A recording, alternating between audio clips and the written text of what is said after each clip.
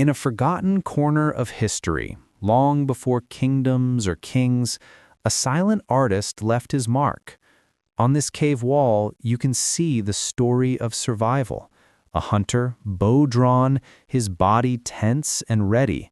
Across from him, 3 wild deer leap through the air, frozen in motion for over 10,000 years. There's no background, no words, no sound, just the moment between life and death. This wasn't just art, it was a message, a record of hunger, courage, and hope. You can almost feel the heartbeat of the man who stood here, his breath shallow, eyes fixed on his prey. But look closer. This painting isn't just about hunting. It's about something deeper. This scene speaks to the first kind of storytelling humans ever knew, the story of survival. The hunter isn't just chasing animals, he's chasing meaning, power, maybe even control over nature itself. Every line carved into the stone is a memory of fear and bravery. These drawings were more than decoration. They were proof that he existed, that his struggle mattered. In a world without written language, this was his voice, his legacy. And yet, the mystery remains. Who was he? A simple man fighting to live? Or the first storyteller trying to make sense of the world around him? The answer still hides within these silent walls. On the walls of a forgotten cave, deep in the desert, an ancient story still breathes. Here, in shades of red and brown, we see something extraordinary. Not just animals or hunters, but a scene that seems to blur the line between myth and reality. A massive bull stands tall, beside a figure with horns, part man, part beast. Beside them, a rider on horseback and a line of human figures following behind. Who were they? A tribe? A ritual? Or perhaps the first image of belief itself? These shapes aren't random. Every line, every curve, carries a message from a world before words. But what were they trying to say? Some believe this painting shows a moment of worship, the horned figure a spirit or god of the hunt leading his people. Others think it's a story of power and transformation, where humans imagine themselves becoming something greater, something divine. The man on horseback could be a leader or maybe a messenger between worlds. Each figure feels alive, caught in a ritual we no longer understand. These ancient artists didn't just draw what they saw. They drew what they believed. And somewhere in these silent walls, between man and myth, lies the first spark of imagination, the beginning of human faith itself. Thousands of years ago, time stands still. On this rough stone wall, a story unfolds, one older than any book, any kingdom, or any language. The figures you see here aren't random marks. They are people, hunters, captured in motion, chasing life itself. Their spears are raised, their bodies lean and tense, eyes fixed on their prey. The deer ahead leaps, almost weightless, frozen in a moment between life and death. Every line was carved with purpose. Each movement tells us what mattered most to our ancestors: survival. This wasn't art for beauty. It was memory. It was life written in stone. And yet, these hunters left us more than proof of their struggle. They left a mirror of what it means to be human. Look closer. The details speak. The uneven wall, the natural curves of the rock, all used to shape depth and motion. The reddish tones come from iron oxide, mixed with animal fat or ash, giving the paintings their lasting power. These artists didn't just paint what they saw. They painted what they felt: fear, hunger, unity.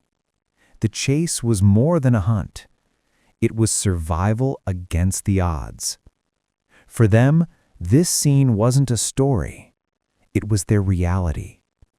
A message across 10,000 years whispering to us about courage, instinct, and the fragile line between life and death.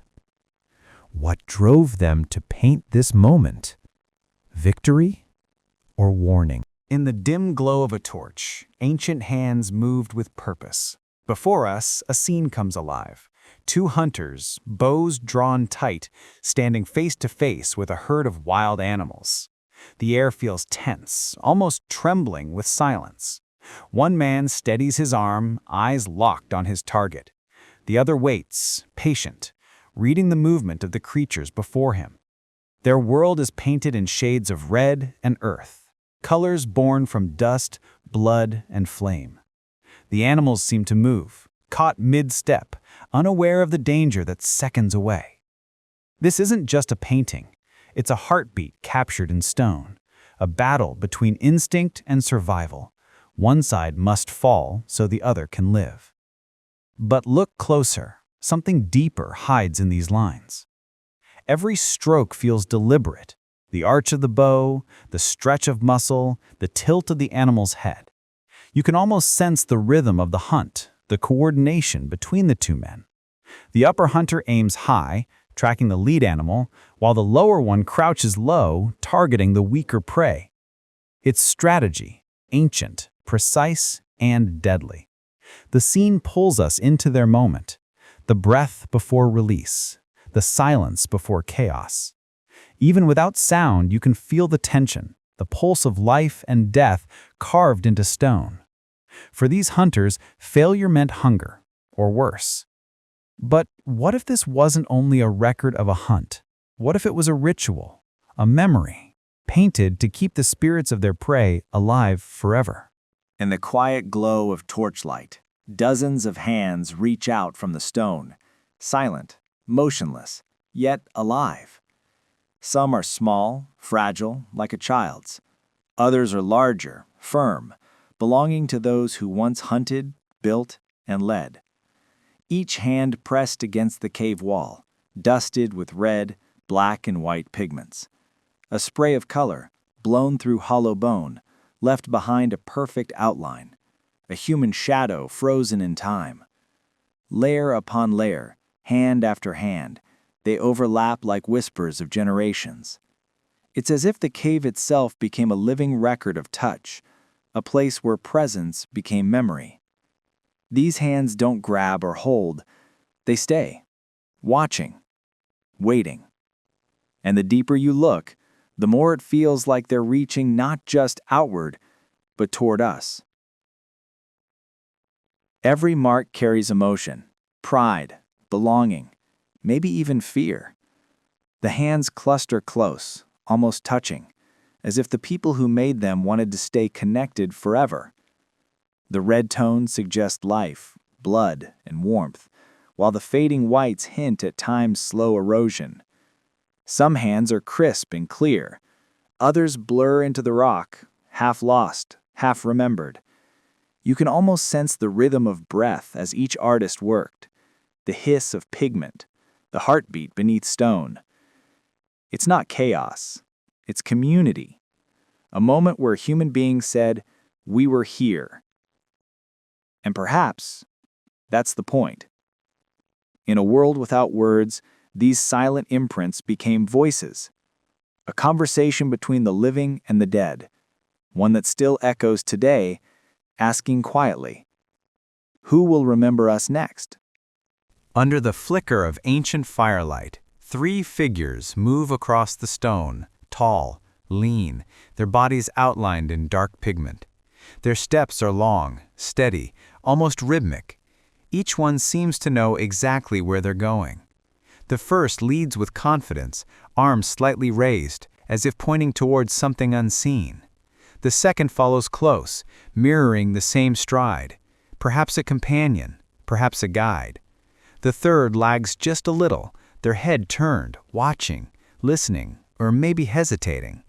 The wall around them is stained in red and brown, the color of earth, the color of blood. You can almost feel the motion, the heat of their journey. But where are they going? What are they leaving behind in this trail of shadows and dust? Their silence feels heavy, almost as if they're walking through time itself. Look closer, and the smallest details come alive. The curve of the spine, the bend of an elbow, the slight space between each step. There's unity here, but also distance. These figures move together, yet each one seems lost in their own purpose. The artist captured motion, but also emotion, a sense of journey, maybe exile, maybe return. The scene feels calm but uncertain, like a moment between past and future. The longer you stare, the more it feels like they're walking away from us, fading into the rock, into memory. Maybe they were hunters heading toward the unknown, or wanderers marking their path for those who'd follow. And maybe, just maybe, these figures aren't walking through their world, they're walking through ours, reminding us how far we've come and how much we've forgotten. Deep inside the cave, where darkness swallows sound, a shape takes form on the wall, a powerful animal, standing still, yet alive in motion. Its body is full and strong, shaded in brown and gold, the color of earth and fire. A thick black mane crowns its neck, bristling with energy, like it's about to charge. Its legs, thin but precise, are drawn with dark outlines that tremble slightly, as if the artist's hand shook, not from fear, but from awe. Around the creature, faint lines and symbols drift like whispers, maybe spears, maybe spirits. The stone beneath it feels rough, ancient, breathing with time. Whoever painted this didn't just see a creature, they felt it. The tension in its stance, the wildness in its eyes. The question still lingers. Was this a memory, a hunt, or a vision? Look at the detail, the curve of the back, the shadow beneath the belly, the strength captured in such simple strokes. There's no background, no landscape, only the animal, isolated, almost sacred. Its hooves touch nothing, suspended in space, as if caught between the physical and the spiritual. The lines around it might not be weapons at all. They could be marks of energy, motion, or respect. The painter wasn't copying nature. They were translating it. Every brush of pigment speaks of admiration and dependence. Humans and beasts sharing one fragile world. The horse stands there, calm, yet alive, a messenger between survival and reverence. Maybe it was drawn after a great hunt, or before one, as a prayer. And maybe that's why it still endures, not just as art, but as a heartbeat carved in stone, echoing through time, refusing to fade.